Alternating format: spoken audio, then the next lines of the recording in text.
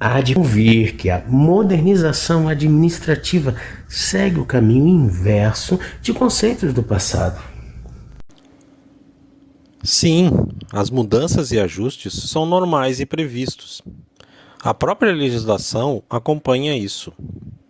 Mas há certos preceitos e recomendações que permeiam as mudanças, seja ela qual for. Esses preceitos estão ligados a questões básicas como ética, bom senso e a necessidade de registro, controle e rastreio da informação.